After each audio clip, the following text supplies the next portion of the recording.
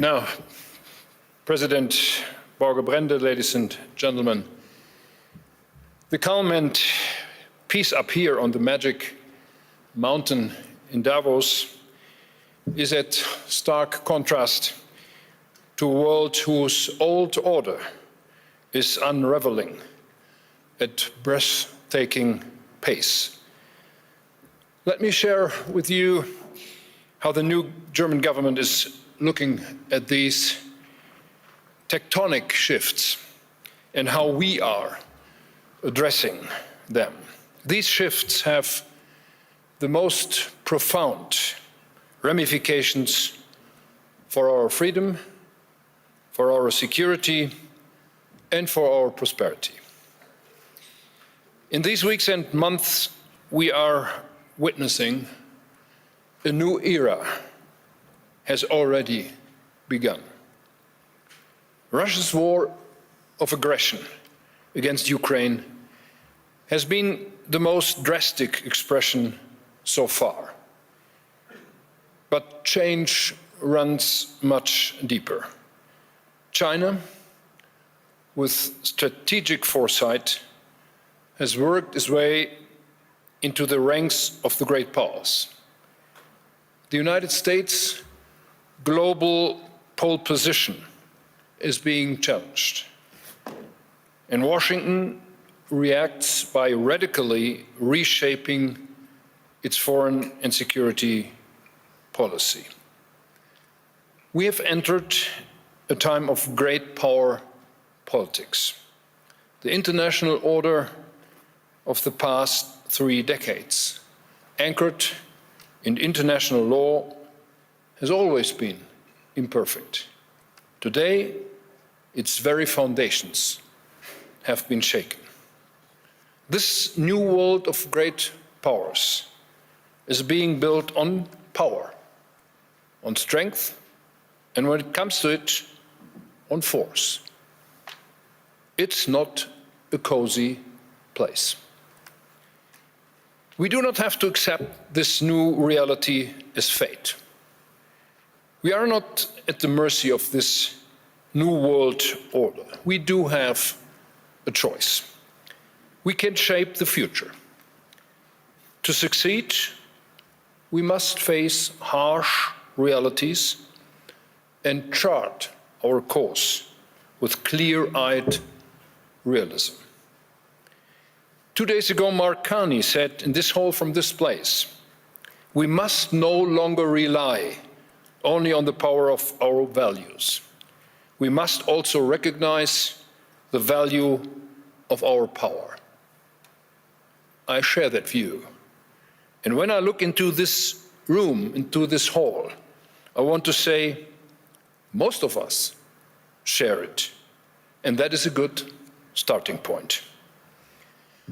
European friends, if I may say so, our power today rests on 3 pillars: our security, our competitiveness, and our unity. First, we must invest massively in our ability to defend ourselves, and we are doing this. Second, we must rapidly make our economies competitive, and we are doing this. Third, we must stand closer together among Europeans and among like-minded partners. We are doing this.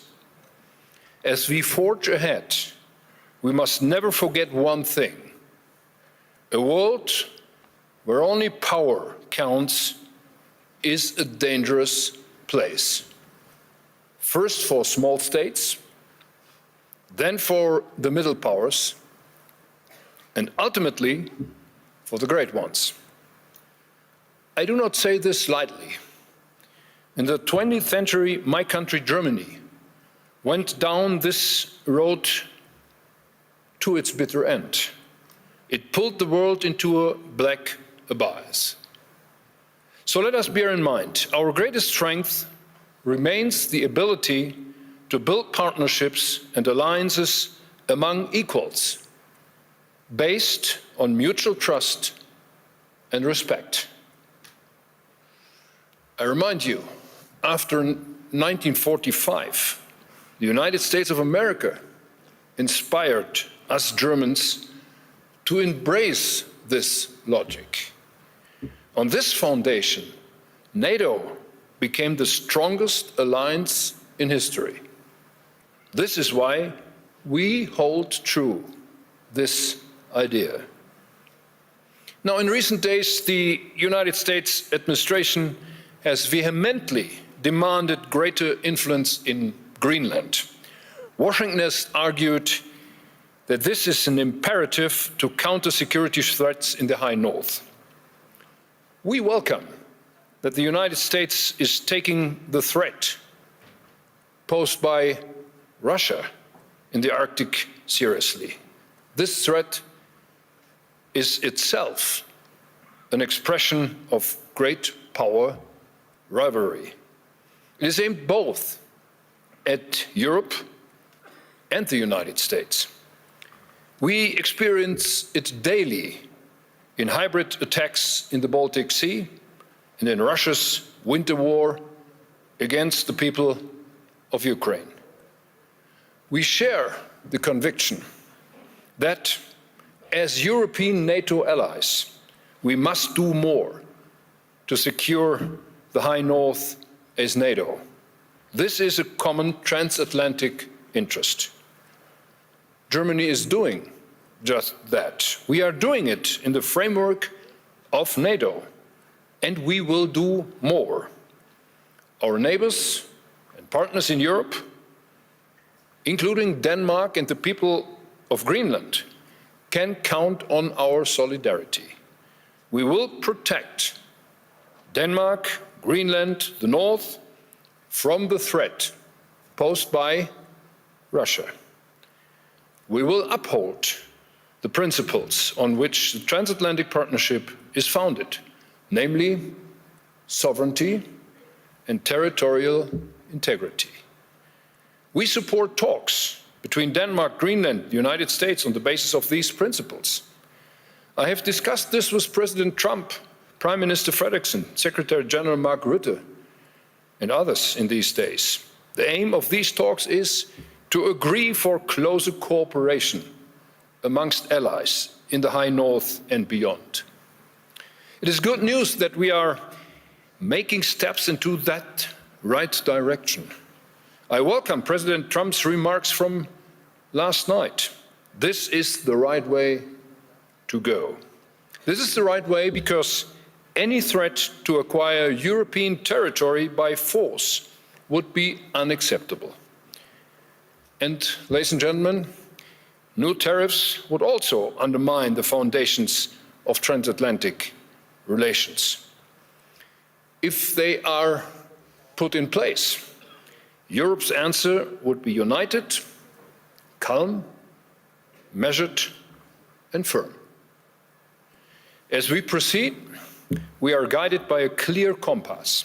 Firstly, in the new age of great powers, Europe must stand together resolutely and sovereignly.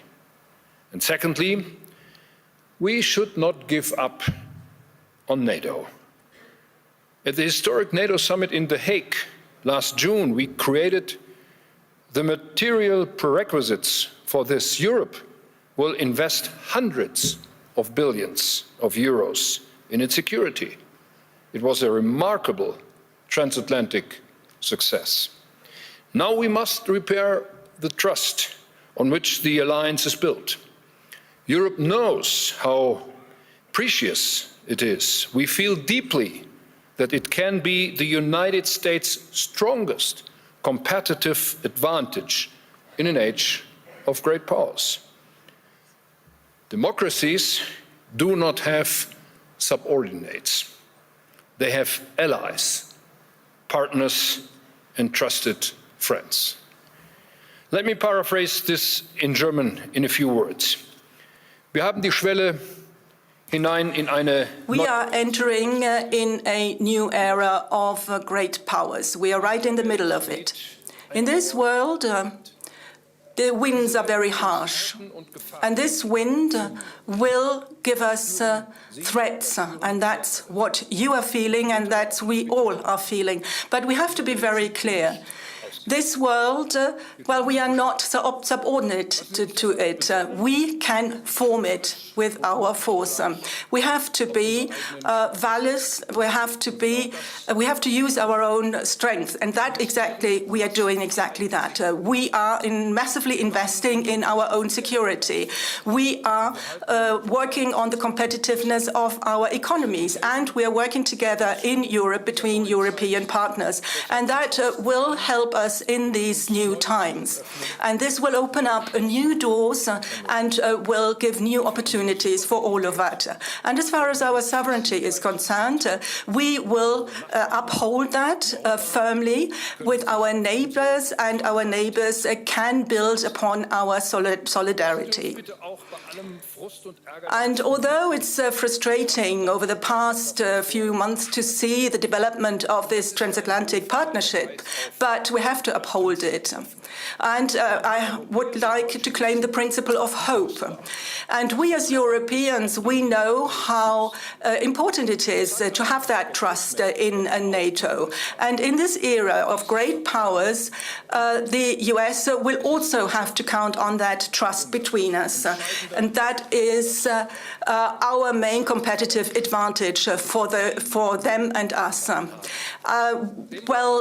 Dictators might have subordinates, but we have to be partners and reliable friends. And that is a sentence that will form the basis of our work, and we will work hard on it, that will not be forgotten. The government set two goals. First, Germany has to regain economic strength. Second, we want to make Europe a key player again in global politics, economically, and particularly in defense. We need to be able to defend ourselves, and we need to do so fast. These goals are complementary. Economic competitiveness and the ability to shape global politics are two sides of the same coin. Germany can only lead the way in Europe if we are economically strong. And Europe's geopolitical influence and our defense capability largely depend on the continent's economic momentum. Ladies and gentlemen, our policies now need to be exceptionally ambitious and courageous. We must make progress in 4 simultaneously areas. We must continue supporting Ukraine in its fight for a just peace. We must become capable of defending ourselves on our own in Europe. We want to reduce dependencies that currently make us vulnerable. And fourth, we want to ensure that our economy can tap into its full potential for innovation and growth. This will only work if we work together as one European Union. And be assured, Germany pledges to take a special responsibility here. That is why we decided right at the start of my tenure to increase Germany's defense spending up to 5% of GDP. That is a huge increase.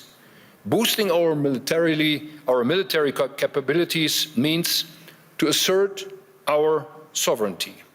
By systematically strengthening our defense, we are reducing our economic and technological dependencies. And there is no room for isolationism and protectionism in this agenda. Instead, we are talking about strategically coordinated ties worldwide. Europe's trade ambitions are crystal clear. We want to be the alliance offering open markets and trade opportunities. We want to strengthen the rules for fair trade and level playing field.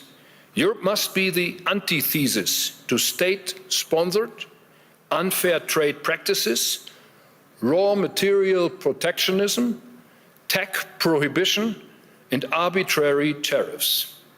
Tariffs, again, have to be replaced by rules and those rules need to be respected by trading partners. On this, the EU is making great progress. Mercosur has been signed. And by the way, I deeply regret that the European Parliament has put another obstacle in our way yesterday. But rest assured, we will not be stopped. The Mercosur deal is fair and balanced. There is no alternative to it if we want to have higher growth in Europe. And most likely, this agreement will provisionally be put in place. In a few days' time, the President of the European Commission will travel to India to establish the principles of a free trade agreement between the subcontinent and the European Union. I was in India a week ago, and I have no doubt whatsoever that the era of great powers presents an opportunity for all of us and for all countries that favor regulations above arbitrary rule and see greater benefit in free trade than in protectionism and isolationism. And Europe is joining forces with new partners, as you do see in our efforts to finalize trade agreements with Mexico and Indonesia. In order to make best use of these new partnerships, we need to put our house in order at home. We are aware of those problems. Both Germany and Europe have wasted incredible potential for growth in recent years by dragging feet on reforms and unnecessarily and excessively curtailing entrepreneurial freedoms and personal responsibility. We are going to change that now. Security and predictability take precedence over excessive regulation and misplaced perfection. We must reduce bureaucracy substantially in Europe. The single market was once created to form the most competitive economic area in the world, but instead we have become the world champion of over-regulation. That has to end. I have therefore mobilized EU leaders to convene for a special summit on February 12, at which we intend to set the course. Giorgia Meloni and myself, we have formulated a set of proposals we would like to see addressed. Amongst them are some new ideas. We propose an emergency brake for bureaucracy, discontinuity for legislative work, a modernized EU budget putting competitiveness center stage. We want to have a fast, dynamic Europe and a service-oriented administration. I will insist that rapid progress be made, including on the Capital Markets Union. We cannot allow our European champions to continue being dependent on capital markets outside Europe. Instead, they should be able to grow in Europe, they should be able to be financed in Europe, and they should be able to go public in Europe.